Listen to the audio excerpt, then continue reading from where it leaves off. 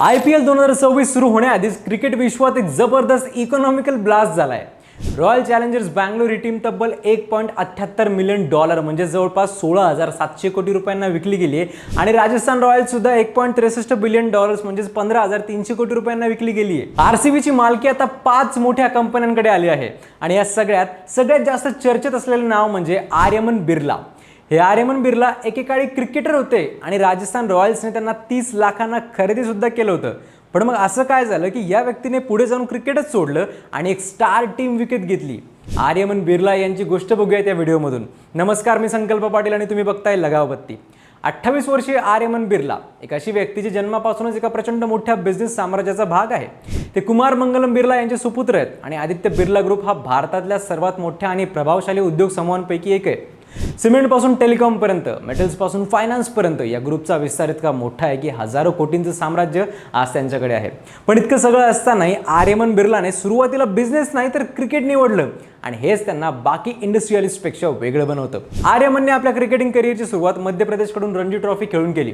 त्यांची batting technique चांगली होती, टेम्परामेंट सॉलिड होतं, पण ते नेक्स्ट बिग स्टार ठरतील असा प्रभाव नक्कीच निर्माण झाला नाही.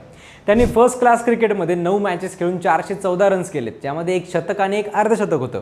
आकडे तेवढेही वाईट नव्हते, पण IPL लेवलवर ब्रेक मिळवण्यासाठी ते पुरेसे नव्हते. तरी सुद्धा 2018च्या IPL ऑक्शनमध्ये राजस्थान रॉयल्सने त्यांच्यावर विश्वास दाखवला आणि त्यांना 30 लाख रुपयांच्या प्राइसवर खरेदी केलं.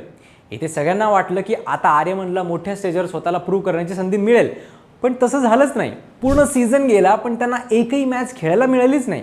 पुढच्याही काळात त्यांना टीममध्ये जागा मिळाली नाही आणि इथे त्यांच्या क्रिकेट करिअरला एक मोठा ब्रेक लागला. एकीकडे प्रचंड प्रेशर, दुसरीकडे सतत चान्स न मिळणं, या सगळ्यामुळे पुढच्या काळात त्यांनी 2019 साली वयाच्या 22व्या वर्षी फक्त क्रिकेटमधून रिटायरमेंट घेण्याचा निर्णय घेतला. त्यांनी स्वतः सांगितलं की मेंटल हेल्थ आणि पर्सनल रिझन्समुळे त्यांना हा निर्णय घ्यावा लागला. त्यांनी कायमचं क्रिकेट सोडलं. इथपर्यंत ही स्टोरी एका फेल्ड क्रिकेटरची वाटते, पण पिक्चर अभी बाकी आहे दोस्तो. खरी स्टोरी तिथून पुढे सुरू झाली. क्रिकेट सोडल्यानंतर आर्यमन बिर्ला त्यांच्या रूट्सकडे म्हणजेच अर्थात बिझनेस वर्ल्डमध्ये उतरले. त्यांनी आदित्य बिर्ला ग्रुपमध्ये ॲक्टिव्ह रोल प्ले करायला सुरुवात केली. हॉस्पिटॅलिटी, व्हेंचर कॅपिटल आणि नवीन बिझनेस आयडियाजमध्ये त्यांनी इन्व्हॉल्वमेंट वाढवली. हळूहळू ते ग्रुपच्या टॉप डिसिजन मेकिंग सर्कलमध्ये पोहोचले. 2023 पर्यंत ते कंपनीच्या स्ट्रॅटेजिक डिसिजन्समध्ये महत्त्वाची भूमिका बजावत होते. म्हणजेच मैदानावर बॅटिंग करणारा प्लेयर्स आता बोर्डरूममध्ये गेम प्लॅन करणारा बनला होता. एकेकाळी पूर्ण सीझन बेंचवर बसून काढलं होतं. आता 2026 मध्ये तोच आर्यमन बिर्ला RCBचा चेअरमॅन बनतो. RCB म्हणजे IPL मधल्या सर्वात महागड्या टीमपैकी एक, ज्याची फॅन फॉलोईंग प्रचंड आहे, जिचा ब्रँड व्हॅल्यू जबरदस्त आहे. आज त्या टीमची कमान एका अशा एक्स क्रिकेटरकडे आहे ज्याला कधी IPL मध्ये खेळायची संधीच मिळाली नव्हती. या मोमेंटला आयरनी नाही म्हणता येणार, कारण हा फुल लाईफ सर्कल मोमेंट आहे. एकेकाळी राजस्थान रॉयल्सने ज्याला टीममध्ये घेतलं पण खेळवलं नाही, तोच आज IPL इकॉनॉमीच्या टॉप लेवलवर डिसिजन घेतोय.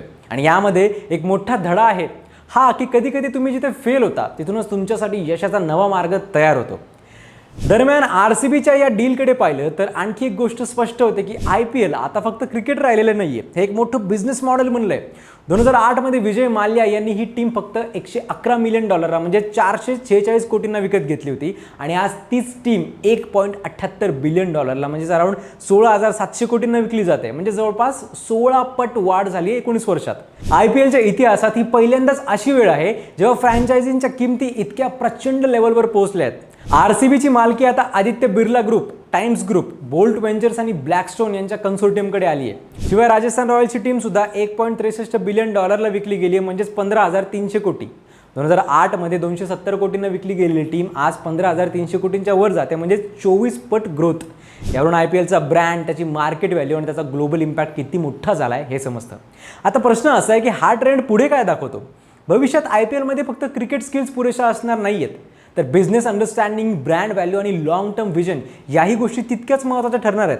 आर्यमन बिर्ला यांचा प्रवास हेच दाखवतो की गेम फक्त मैदानावर जिंकला जात नाही, तो जिंकला जातो योग्य वेळी घेतलेल्या निर्णयांनी, पेशन्सने आणि एक मोठं विचार करण्याच्या क्षमतेने.